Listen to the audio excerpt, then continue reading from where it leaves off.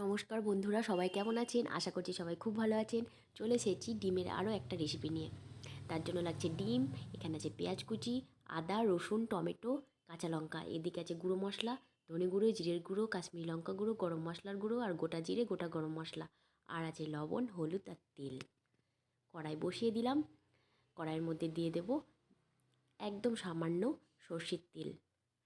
সর্ষের তেলটা দিয়ে গরম হয়ে গেছে। এরপরে ডিমটা খুব সাবধানে দেব ফাটিয়ে, যাতে কুসুমটা ভেঙে না যায়।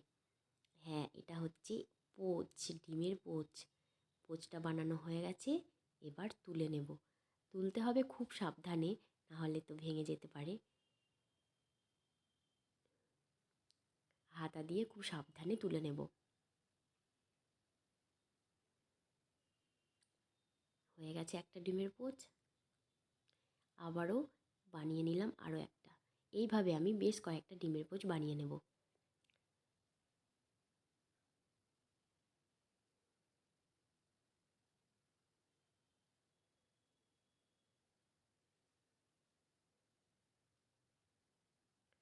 এইভাবে আমি বেশ কয়েকটা ডিমের পোচ বানিয়ে নিয়েছি, দেখতেই পাচ্ছ। এদিকে বানানো হয়ে গেছে ডিমের পোচগুলো। কড়াই তো গরম হয়ে আছে।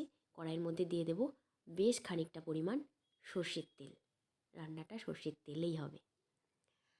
তেল গরম হয়ে গেছে, দিয়ে দিলাম তেজপাতা, আর দিয়ে দেব সামান্য পরিমাণে গোটা গরম মশলা।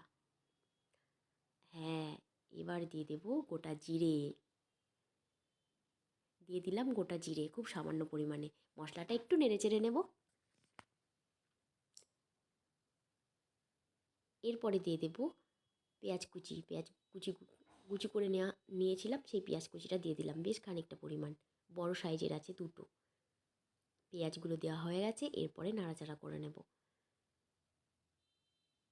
পেঁয়াজের কালারটা যখন চেঞ্জ হয়ে যাবে, তখন দিয়ে দেব টমেটো কুচি। পেঁয়াজের কালারটা দেখো চেঞ্জ হয়ে গেছে। এরপরে দিয়ে দেব বড় সাইজের দুটো টমেটো, আমি টুকরো করে রেখেছি একদম ছোটো ছোটো করে, সেটা দিয়ে দিলাম। পুরো রান্নার ভিডিওটা দেখতে থাকুন, আশা করছি আপনাদের খুব ভালো লাগবে। অবশ্যই স্কিপ না করে দেখবেন।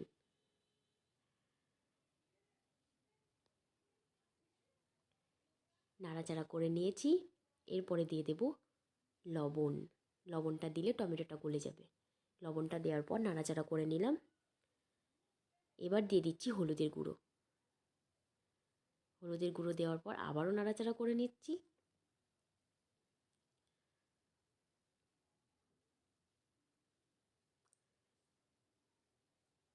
এরপরে দিয়ে দেব মশলা। এর মধ্যে আছে আদা, কাঁচা লঙ্কা, রসুন, সেটা দিয়ে দিলাম। এবার মশলাটাকে কষাতে হবে। বেশ খানিকক্ষণ কষানো হয়ে গেছে। এই মশলাটা হচ্ছে গুঁড়ো মশলা, গুলিয়ে রেখেছিলাম। এর মধ্যে আছে ধনে গুঁড়ো, জিরের গুঁড়ো, গরম মশলা গুঁড়ো, কাশ্মীরি লঙ্কা গুঁড়ো, সব গুলে সেটা দিয়ে দিলাম। এরপরে মশলাটা ভালো মতো কষিয়ে নিতে হবে।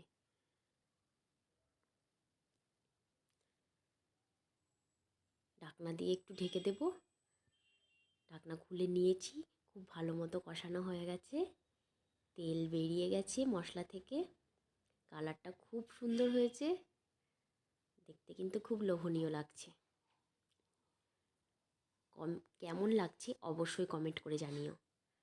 এদিকে গরম জল বসিয়ে দিয়েছিলাম, গরম জলটা দিয়ে দেব। বেশ খানিকটা পরিমাণ গরম জল দিয়ে দিলাম। এরপরে নাড়াচাড়া করে নেব। নাড়াচাড়া করে নিয়েছি। এরপরে ঢাকনাটা দিয়ে দেব। ঢাকনাটা দিয়ে কিছুক্ষণ রেখে দিয়েছিলাম। ঢাকনা খুলে নিয়েছি, খুব ভালো মতো ফুটছে। এবার দিয়ে দেব ডিমের পোচগুলো। একে একে ডিমের পোচগুলো সব দিয়ে দেব। আমার রান্নার ভিডিও যদি আপনাদের ভালো লেগে থাকে, প্লিজ একটা লাভ, লাইক, শেয়ার অ্যান্ড কমেন্ট করার অনুরোধ রইল। এবার খুব সাবধানে নাড়াচাড়া করে নেব। আর এইভাবে একবার এগ পোচ ডিমের কারি অবশ্যই একবার বাড়িতে বানিয়ে দেখবেন। আর অবশ্যই কমেন্ট করে জানাবেন কেমন হয়েছিল খেতে। হয়ে গেছে। এবার আমি অল্প সময়ের জন্য ঢাকনা দিয়ে রেখে দেবো কিছুক্ষণ। ঢাকনা খুলে নিয়েছি, খুব সুন্দর ফুটে গেছে আর খুব সুন্দর দেখতেও হয়েছে। এবার আমি গ্যাসের ফ্লেমটা অফ করে দিয়ে নামিয়ে নিব। রেডি আমার এগ পোচ কারি।